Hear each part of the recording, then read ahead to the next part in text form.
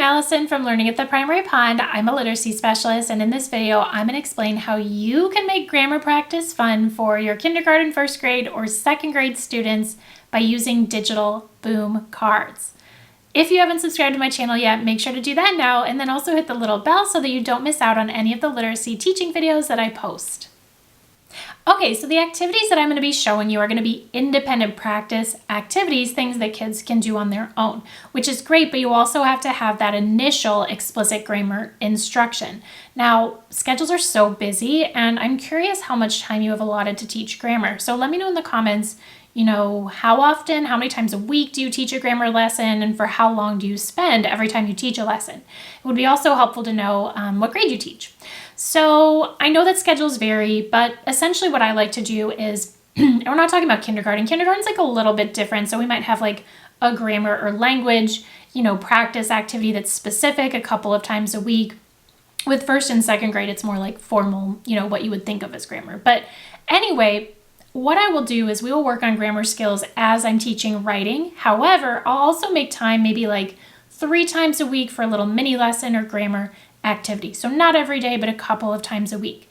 And that's that explicit instruction. But then we want to have some follow-up practice, right? Because kids don't master something instantly the first time we teach it.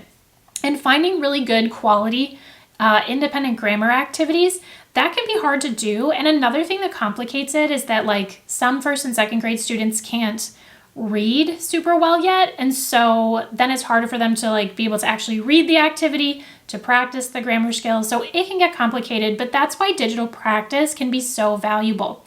With the boom cards that I'm going to share, there are instructions. Like I did audio that reads the directions to the kids, so there's no worrying about them reading the directions or not being able to read things, because there's that audio there as a support for them. Another advantage of the digital cards is that it gives immediate feedback. So if the kids are getting the answers wrong, it's not just like on the worksheet and they just keep on rolling through. It will tell them if something is wrong. It provides them with that instant feedback. And plus the fact that they're digital, they feel like games. That makes it super fun for the kids. So they don't feel like they're practicing grammar. They just feel like they're playing a game. All right, so I've talked about why these digital grammar activities can be so helpful. Let me actually show you what some of these are like. All right, so here's a kindergarten, pretty basic example of having the kids work on identifying punctuation marks. So as you can see, this is a little digital setup where you can, just give the kids a special link and that's how they access it. You could even with a Boom Learning account, you can actually have the kids have logins. It's totally up to you if you want to deal with logins or not.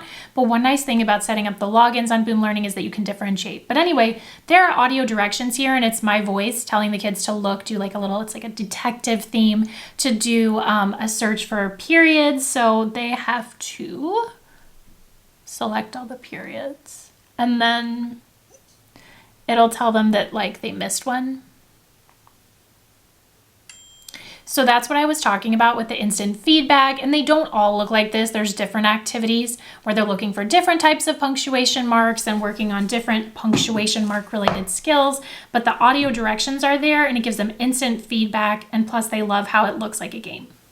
All right, so here's a slightly different example. It's from the first grade set, and the kids are working on past and present tense verbs. So the first little boom card or digital slide here is actually reviewing with them what present and past tense verbs are, which is great because then if they have forgotten what they're supposed to be practicing, it's just a little reminder. So after they listen to the audio and learn a little bit about this concept, or review it rather, the next slide audio has them, doing 2 things. Number 1, it reads the actual sentence to them. So again, if the kids are struggling with reading, they can still practice. And then it also has them choose the past tense verb, but the audio directions will tell them what to do. So there's different activities, but the whole thing is working on past and present tense verbs.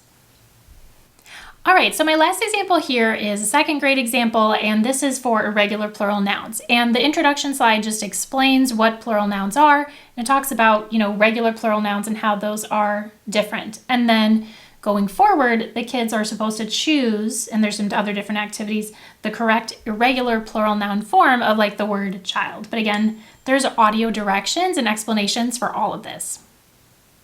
I love boom cards. I also have phonics sets. They're just so handy because they're so easy to set up. They're no prep and you can differentiate. I'll include the links for my Grammar Boom decks in the caption for this video. Of course, let me know if you have any questions. Thanks so much for watching. I hope this was helpful. Don't forget to hit the like button, subscribe, and I will see you in my next video.